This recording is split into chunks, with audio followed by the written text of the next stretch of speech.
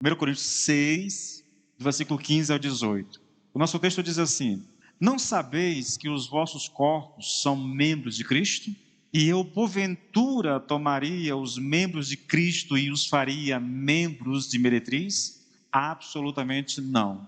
Ou não sabeis que o homem que se une a uma prostituta forma um só corpo com ela? Porque, como se diz, serão os dois uma só carne. Mas aquele que se une ao Senhor é um espírito com ele.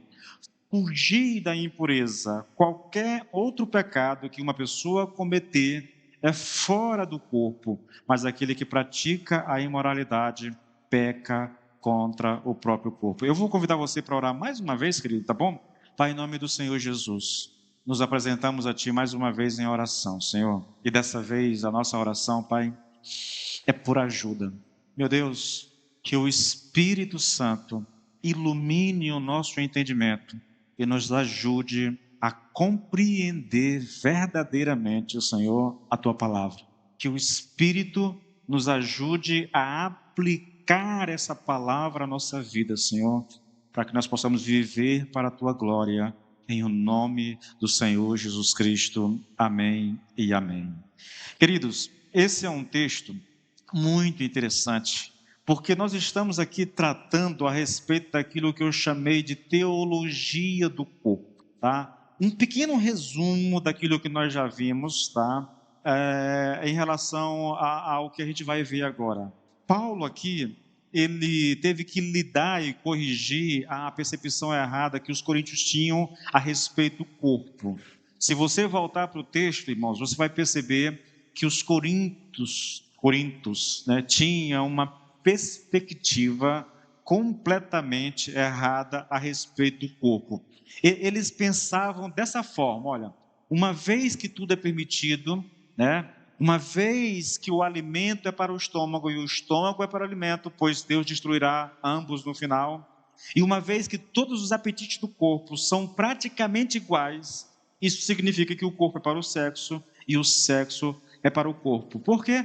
Porque Deus também vai destruir ambos no final. Veja, isso governava a mentalidade desses irmãos, ou pelo menos da maioria desses irmãos. O corpo tem necessidades físicas. Assim como o homem tem necessidade de comer, por isso o corpo é para o alimento, o estômago é para o alimento, o alimento é para o estômago. Ele tem necessidade e ele pode satisfazer essa necessidade tranquilamente. Da mesma forma, o corpo também tem necessidade do sexo. E como Deus, era o que governava a mentalidade deles, e como Deus vai destruir o corpo também, então a gente pode satisfazer essas necessidades, esses apetites sexuais, assim como a gente satisfaz a necessidade de comer, entende? Era a mentalidade que governava essas pessoas. E Paulo vai dizer: não, vocês estão totalmente equivocados, tá? O corpo não é para a imoralidade, mas para o Senhor. E mais, ele não está destinado à destruição, mas está destinado à ressurreição. Então eles tinham uma perspectiva muito equivocada, e essa perspectiva deles era governada, queridos, tá? Eu já coloquei isso para vocês aqui na última vez, né? Essa perspectiva era governada por uma filosofia platônica, tá? Pelo gnosticismo, isso manifestado em forma religiosa, mas também era governada por um entendimento equivocado que eles tinham a respeito da liberdade cristã. Então, junta essas coisas na mente dessas pessoas, tá? E isso dá a eles motivo para continuar praticando algumas coisas que são erradas. E eles acreditarem que isso não tinha nada a ver, tá? Então, é basicamente essa a questão. Então, Paulo trabalha isso, por isso o texto que nós lemos aqui, eu vou abrir o texto mais uma vez, começa assim, olha: todas as coisas me são lícitas, mas nem todas convêm. Todas as coisas me são lícitas, mas eu não me deixarei dominar por nenhuma delas. Aí, os alimentos são para o estômago, e o estômago para os alimentos, mas Deus destruirá tantos estes como aquele. Porém, o corpo não é para a impureza, mas para o Senhor, e o Senhor para o corpo. E aí, aqui ele estabelece aquilo que ele chama de teologia do corpo. O corpo não é para a impureza, mas é para o Senhor. E a prova de que o corpo não é para impureza, e a prova de que Deus não vai destruir o nosso corpo, é que assim como Deus ressuscitou o Senhor Jesus Cristo, né, no seu corpo, Deus também nos ressuscitará no nosso corpo, tá? Então ele estabelece aqui uma doutrina, e agora ele vai expandir, ele vai desenvolver essa teologia do corpo. Irmãos, é muito interessante a maneira como Paulo faz isso, sabe? A maneira como ele constrói o pensamento é muito parecido com a forma como ele trabalhou a respeito do litígio entre os irmãos. Quando, no versículo 1 do capítulo 6, ele apresenta o problema, né, de que estava tendo ali um problema entre os irmãos, onde um estava levando o outro a um juízo, né? E aí a forma dele resolver isso é perguntando: não sabeis, não sabeis, não sabeis. 3 vezes ele levanta essa questão, e aí ele vai destrinchar a resposta que tem para esse problema que acontecia entre os irmãos.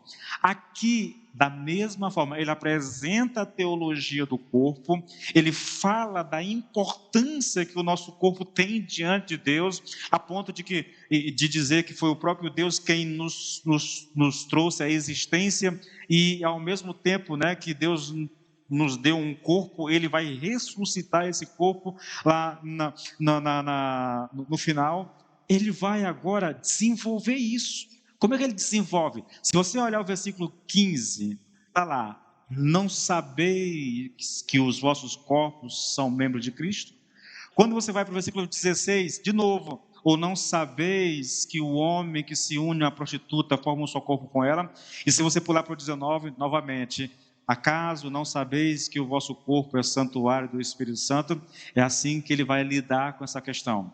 Ele vai desenvolver essa teologia, tá, do corpo, levantando questões. São perguntas retóricas. Ele sabe que os irmãos sabem, entendeu? Embora estejam agindo de forma completamente equivocada com isso, tá?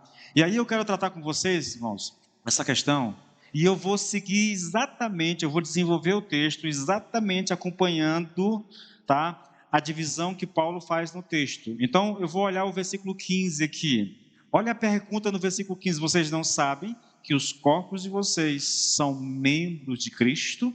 É o que está escrito no versículo 5. No versículo 15, ele faz uma pergunta e ele emenda: e eu, porventura, tomaria os membros de Cristo e os faria membros de uma meretriz? Ou de uma prostituta? É a mesma palavra, tá bom? Aqui no versículo 15, que vai aparecer também no versículo 16, para prostituta. Meretriz aqui é uma prostituta, e a resposta é absolutamente não, de maneira alguma, tá? Então, aqui, querido, a pergunta é retórica, tá? Paulo sabia que aqueles cristãos tinham o conhecimento de que os seus corpos eram uma espécie de extensão do corpo de Cristo. Para mim aqui é muito claro, tá bom? Que Paulo está aqui enfatizando o fato de que o corpo de cada cristão é uma expressão de Cristo, na verdade, por ser parte de Cristo. Cada cristão individualmente é uma manifestação de Cristo ao mundo, tá? Isso aqui estava muito claro na mente de Paulo. Isso aqui com toda certeza foi ensinado àquela igreja. É só você ir lá para o capítulo 12, Paulo vai falar sobre isso, de que nós somos membros do corpo de Cristo, tá bom? Agora, a questão de Paulo é a seguinte: se o corpo do cristão é parte de Cristo, como ele poderia tomar aquilo que pertence a Cristo e fazê-lo parte de uma prostituta? É essa a questão que Paulo levanta aqui. Olha, irmãos, eu tenho consciência, primeiro, eu tenho consciência de que falar de uma teologia do corpo não é muito comum na igreja. Falar da importância do corpo para Deus não é algo muito comum também, e eu tenho consciência disso, tá? Não é. é algo assim que a gente não ouve muito falar. A igreja fala muito da importância da alma, né? A gente diz assim, olha, você é um ser imortal. Aí a gente diz assim, olha, quando o teu corpo morrer, quando o teu corpo definhar, quando o pó voltar para o pó, tua alma partirá para a eternidade. Mas a Bíblia também ensina da mesma forma que embora esse corpo, ele estava falando sobre isso hoje, né? Que embora esse corpo volte ao pó, um dia Deus vai levantá-lo do pó. Esse é um ensino da Bíblia, irmãos, tá? Eu citei aqui vários textos aqui, Romanos 8, Filipenses 3, né? Citei vários textos, 1 Coríntios 15, vários textos apontando para essa realidade de que o nosso corpo vai ser ressuscitado. E o próprio texto que nós lemos aqui, no versículo 4, no versículo 15, 14, diz isso também. Deus ressuscitou o Senhor e também nos ressuscitará a nós pelo seu poder. Entende? Então há uma teologia do corpo muito claramente ensinado, e nessa teologia que Paulo nos apresenta, ele diz que o nosso corpo é membro de Cristo, pertence a Jesus. Ele vai dizer mais adiante que o meu corpo é o lugar onde o Espírito habita, e mais para frente um pouquinho, ele vai dizer que eu fui comprado por um alto preço, preço de sangue, e portanto, meu corpo não é mais meu. E se não é mais meu, eu não tenho direito de pegar aquilo que pertence a Cristo e ligar esse corpo a uma prostituta. É como se eu estivesse tirando algo de Cristo e conectando esse algo a uma prostituta. A ideia é, você não tem direito para fazer isso, você não pode fazer isso, é errado fazer isso. Você não entendeu a importância do corpo. Lembrando, querido, que os coríntios eram governados por uma mentalidade platônica, gnóstica, tá? Onde o corpo não tinha importância de forma alguma. O corpo era a prisão da alma, e a morte era exatamente a libertação da nossa alma, quando ela se libertaria do corpo, né? Por isso, o gnosticismo é uma religião em que uma das divisões do gnosticismo era chamado de ascetismo, onde as pessoas tentavam por todos os meios mortificar a carne, mortificar o corpo, para que houvesse mais liberdade na sua alma para se conectar com Deus, entende? Essa mentalidade governava o grego, consequentemente governava a vida daqueles irmãos. Não havia e não era dado ao corpo muita importância. E Paulo está trazendo aqui algo que poderia chocar se eles não conhecessem isso. Eu não tenho dúvida de que esses irmãos conheciam essa doutrina, mas a mente ainda não tinha entendido o suficiente, por causa da cultura na qual eles estavam inseridos, porque aquilo era parte da vida deles, então eles não entendiam bem o ensino. E aí Paulo faz aqui essas perguntas. Veja, querido, novamente, irmãos, se o corpo do cristão é parte de Cristo, como ele poderia tomar aquilo que pertence a Cristo e fazê-lo parte de uma prostituta, tá? Então, fica muito claro aqui no nosso texto, querido, que a preocupação e o motivo que levou Paulo a escrever esses versículos aqui, essa teologia do corpo, tem a ver com o pecado sexual, que era uma outra realidade muito forte, muito predominante ali na cidade de Corinto. Os estudiosos falavam de duas práticas muito conhecidas em relação a essa questão pecaminosa. Mas eu vou citar três. Eu vou citar as duas dos estudiosos, né? E vou colocar mais uma também que eu li agora recentemente. Práticas conhecidas daquela igreja, irmãos, em relação à questão sexual. Primeiro, tinha a ver com o sexo com as prostitutas. Isso era muito comum, na verdade. Era a relação sexual que ocorria nos tempos pagãos, principalmente no templo da deusa Afrodite. Havia um templo gigantesco em Corinto, onde dizem os estudiosos que haviam 1.000 prostitutas cultuais naquele templo.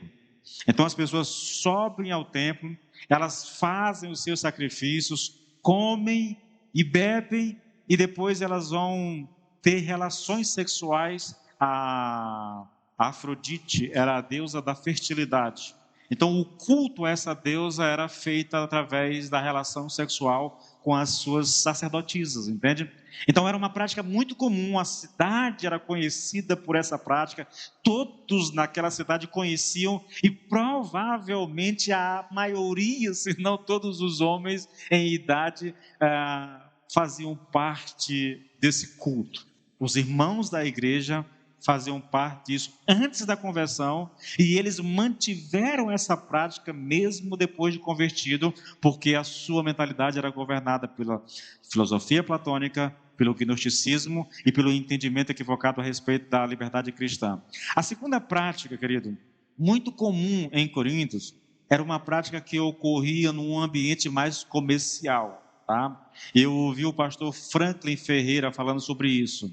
As pessoas fechavam negócios, queridos, em reuniões, em banquetes muito festivos, tá? Regado com muita comida, muita bebida, e finalizando uma espécie de celebração pelos negócios fechados, eles finalizavam isso com prostitutas em relações sexuais. Isso era comum.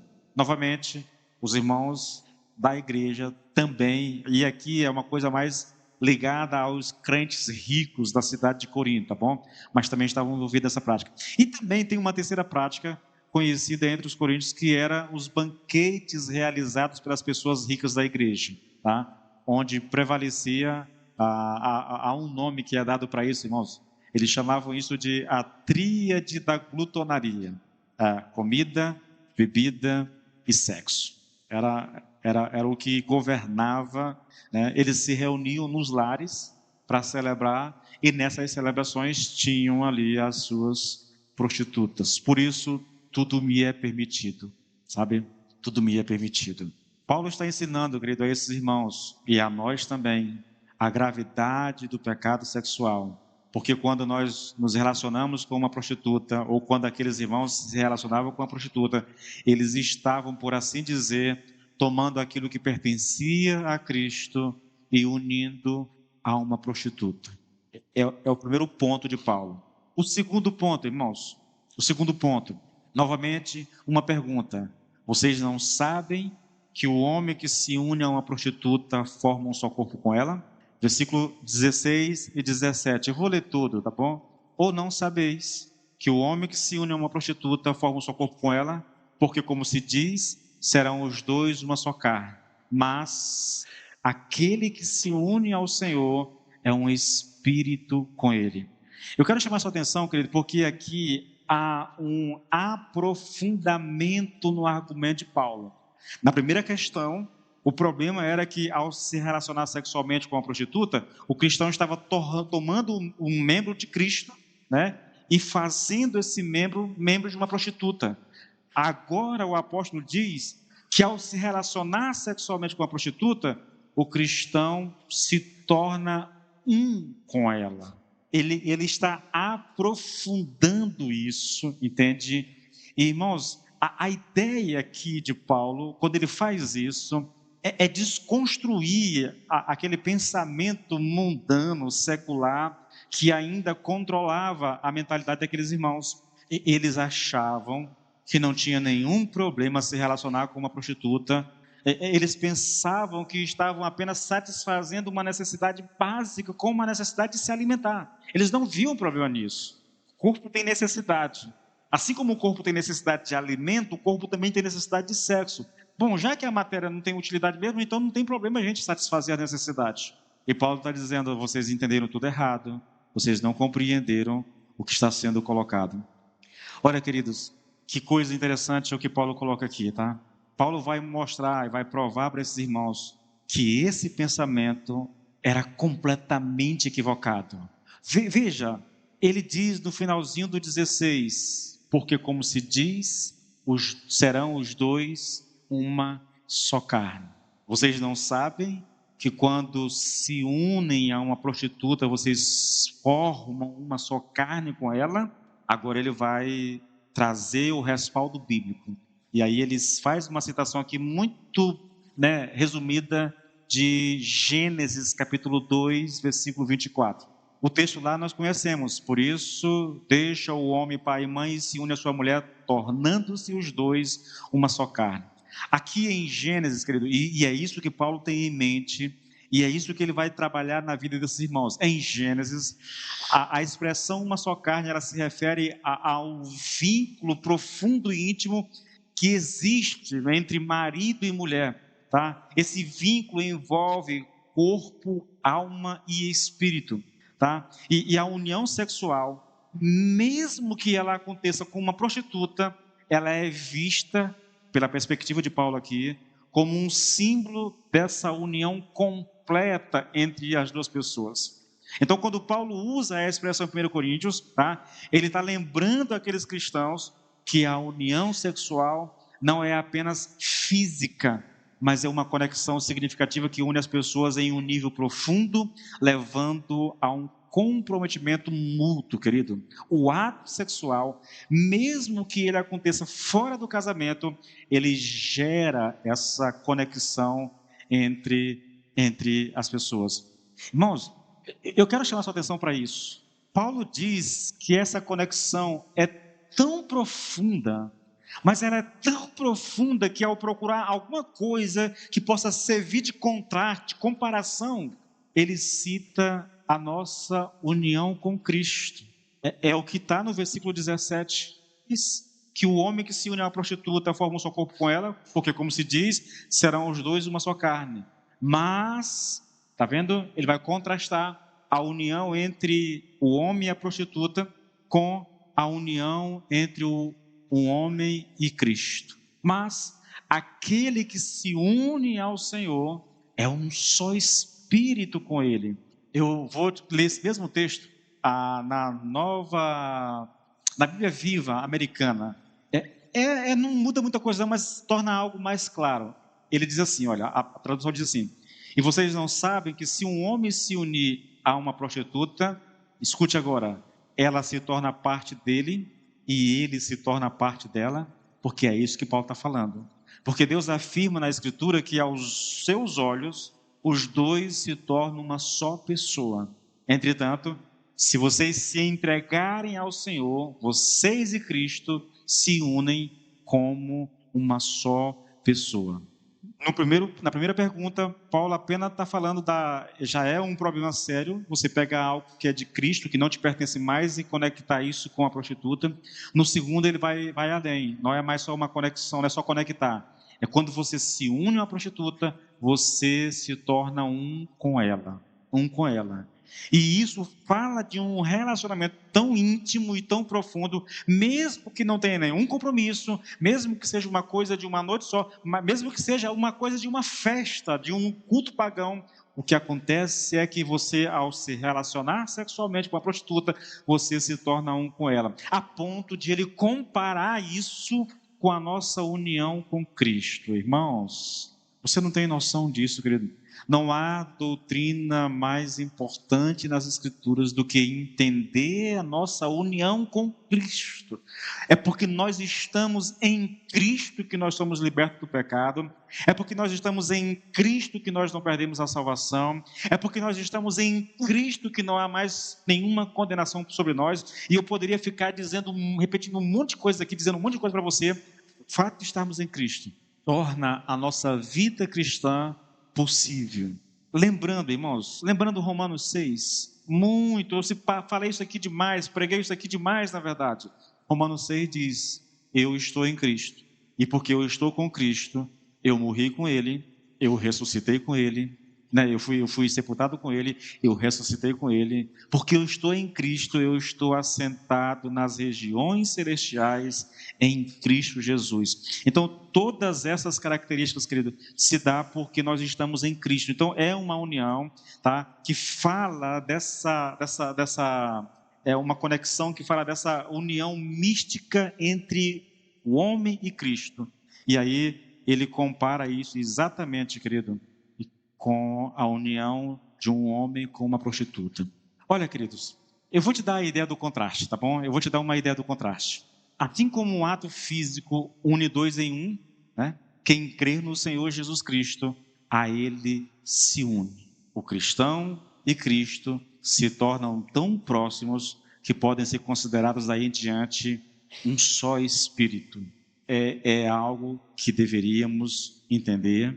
Na verdade, eu acho que a gente quase nunca ouve falar sobre isso, e porque não ouve falar sobre isso, nós não pensamos muito a respeito. Alguém tentando explicar essa união entre o cristão e o Senhor escreveu algo que é simplesmente marcante, irmãos, marcante. Escute, é uma pessoa tentando explicar o nível do relacionamento que é o homem ligado a Cristo. E a ideia de estar enfatizando a nossa união com Cristo se dá porque Paulo diz que a mesma unidade, a mesma união acontece quando um homem se junta a uma prostituta, tá bom? Olha só, as ovelhas podem desgarrar-se do pastor e o ramo pode ser cortado da vinha. O membro pode ser amputado do corpo, o filho pode ser afastado do pai e a esposa do marido. Mas quando dois espíritos se fundem em um só, quem poderá separá-los? Nenhum vínculo ou aliança exterior, nem mesmo o do matrimônio, expressa tão enfaticamente essa amalgamação, ou essa fundição perfeita de duas vidas em uma. Isso é alguém tentando explicar o que significa. Irmãos, isso é tão profundo que a ideia bíblica lá em Romanos 6, da nossa união com Cristo, é mais ou menos a seguinte: tudo aquilo que aconteceu com Jesus Cristo é atribuído a nós de tal maneira que é possível dizer, assim como Jesus morreu, eu morri com ele, assim como ele foi sepultado, eu fui sepultado com ele, assim como ele ressuscitou, eu ressuscitei com ele. Isso dá uma ideia, querido, da noção. Bom, dito tudo isso, alguém poderia perguntar mais ou menos assim: pastor, mas o que isso tudo tem a ver conosco? Paulo não está falando de sexo com prostituta? Porque, sim, a abordagem de Paulo, a preocupação de Paulo aqui era exatamente o sexo com prostitutas. Seja isso num templo pagão, lá no templo da deusa Afrodite, seja isso numa reunião de negócios, num banquete festivo para celebrar os negócios fechados, ou seja isso apenas num banquete na casa de um irmão, né, onde eles estão celebrando junto, e que por causa de uma mentalidade, de uma cultura, isso era feito regado a comida, bebida e muito sexo. Mas sim, o que Paulo tem em mente aqui é exatamente o sexo relacionado a prostitutas. Daí a gente pode perguntar assim: mas pastor, mas o que tem a ver com a gente isso? Né? Dá até para imaginar, alguém dizendo assim: eu não acredito que um crente em pleno século XXI vai ter relações sexuais com a prostituta. Eu não duvido, mas também eu acho que é uma coisa mais difícil. Mas respondendo a isso, querido, respondendo a isso, eu digo a você que esse é um questionamento válido e é bom a gente fazer esse tipo de questionamento, mas o que realmente importa para nós aqui nesse texto é o princípio que está sendo estabelecido aqui.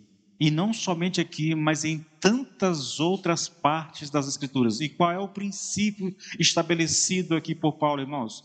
É que o sexo, querido, ele só é bênção dentro da realidade do matrimônio, tá? Fora do matrimônio, o sexo não é permitido, querido. Independentemente de isso acontecer com uma prostituta, ou com a namorada, ou com o namorado, ou com quem quer que seja, irmãos.